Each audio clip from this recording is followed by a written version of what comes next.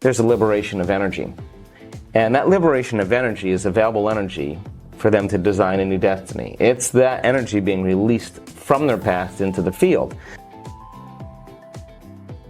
When your will starts to begin to become uncompromising, or your passion starts to get more focused, or you tend to make a decision in that moment that you are going to do this. There's a shift in energy when we do that. And after all these years, I now know that nobody changes until they change their energy, period. And when you change your energy, you change your life. And in getting people to stay there then, I think is what I'm truly passionate about. To be able to regulate internal states independent of the conditions in their external environment means they're beginning to master their environment. So they're less reactionary to their boss or to their ex. They're more present with their family and their friends. They tend to have happiness and joy for no apparent reason. Their body is releasing old neurological and emotional patterns. They tend to be freer in their expression. They think better. They see futures and dream of futures and create. And they tend to lead with their hearts more in their lives. And I think that's a new model of human evolution. I don't care that you stop doing the work. What I care about is when you start doing it again. And being defined by a vision of the future, the alternative is to be defined by the memories of the past. You know, to fall in love with the future is so much more important than keep falling in love with your past. You know, to romance a future is so much better than romancing the past. So I think that when people really start seeing the benefits of their efforts, now it becomes instrumental. It's no longer that, you know, there's a dread that they have to get up and create. They notice the magic in their life and they want to keep it going. So they're excited about doing it. They're excited about changing, and they show up to certain degrees unpredictable in their life. And people notice that. They're not reacting as much. They're not complaining as much. They're not as frustrated. They're not in a program. And when you're not in the program, you're in the unknown, right? And so people start to notice, hey, you know, something different about you. And that means then that they're more... they belong to their future now more than they belong to their past. Because if they're in a program or a habit or they're emotional, they are in their past. Let's see if they can begin to settle down into the present moment and begin to change that stress response, change that emotional state right in that moment when your legs are shaking or your heart is racing. And if you are able to do that and settle down and move through that experience, a few things would happen. Number one is that you would probably realize that this is where you normally stop in your life, and you've just moved further.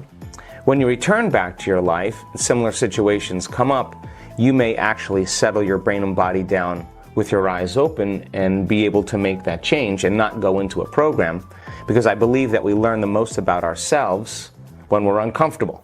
And we learn the most about others when we're uncomfortable. So why not put them in uncomfortable situations and see if they're able to do that? Number three, if you're standing on a post at 40 feet and the little frame that you're standing on is wobbling and your heart is racing and you're able to settle yourself down and be able to execute and move through it, you may perceive the things in your life as less threatening. You may relatively say, well, this was nothing after what I've just done. Number four, energy and emotions, as you know, tend to be stored equally or more in the body as in they are in the brain. So as a person moves through their own fear, their own level of endurance, they think they can't go any further. They think it's about physical strength or think about physical endurance. It's not. It's about will. It's the mind that actually takes us there. And you train those people, then it makes sense that if they're able to do that to a certain degree, that could possibly become a new state, because as they get rid of that or as they overcome that emotion, there's a liberation of energy. And that liberation of energy is available energy for them to design a new destiny. It's that energy being released from their past into the field.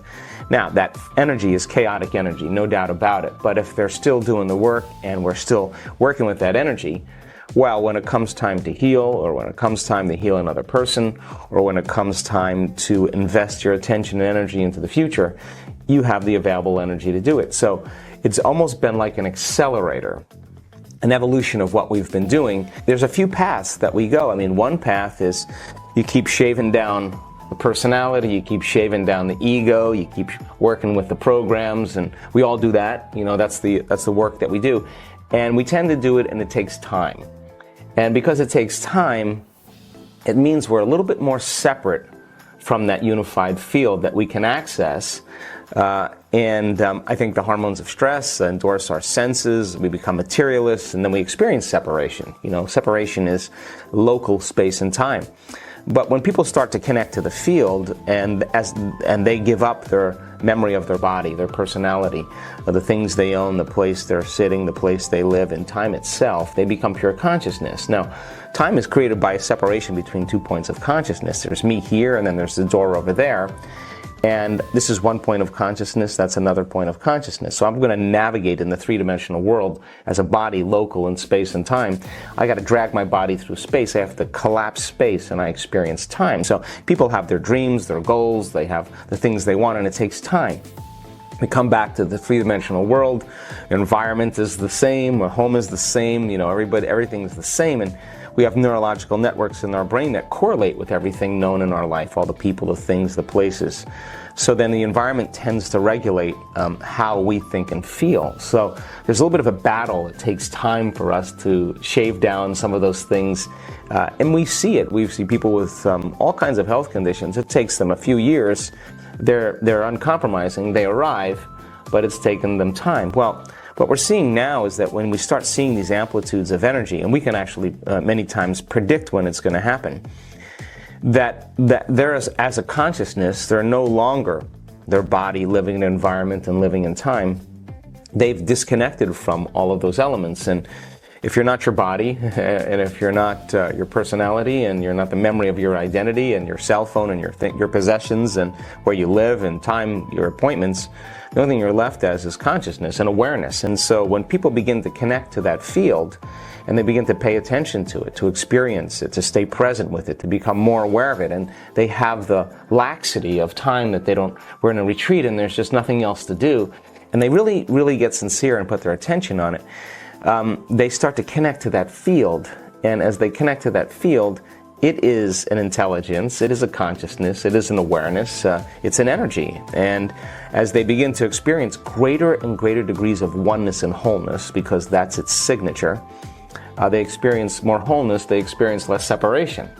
So then as you move closer to it, you have the free-willed consciousness called the human being, a soul on the journey, and you have the consciousness of the field. And as you begin to close the gap between 2 points of consciousness, you close time as well. So we start to see the healings happening in a shorter amount of time because they're more connected to that field. Now, that's important because it's not matter at this point that's changing matter. It's energy that's changing matter. It's the field. And as people begin to connect to that field, it begins to reorganize matter in a biological upgrade in a very short amount of time because there's less separation between the consciousness as the individual and the consciousness of the field, or the energy of the field. And people are just getting better at it. So when they strike it right, there's a new stream of consciousness that's being processed through the brain, and you can't have consciousness without energy. So there's a greater level of awareness. Gamma brainwave patterns is super consciousness, super awareness. So now they're super aware. They're more aware than they've ever been. The energy that they're experiencing, they're feeling in their body, but it doesn't feel like guilt, it doesn't feel like shame, it doesn't feel like resentment, it doesn't feel like competition or aggression or frustration. It feels like this incredible amount of orderliness that we could only describe as love.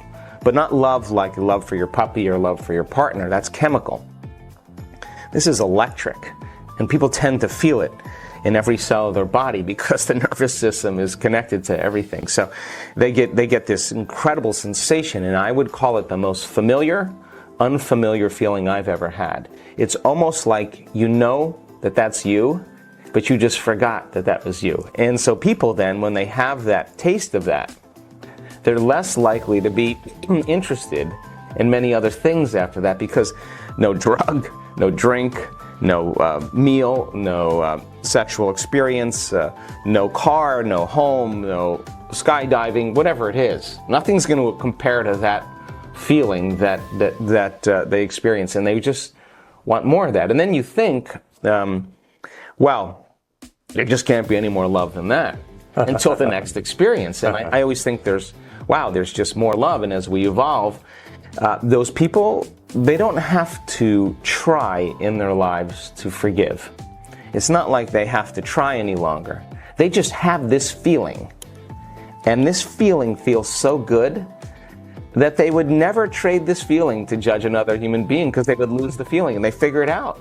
And I want that to be the new normal, because that's the beginning of unconditional love, when it's no longer an effort to try to do it. It's just something that occurs as a side effect. And imagine, this has happened to me, and it's happened to many students that we've interviewed.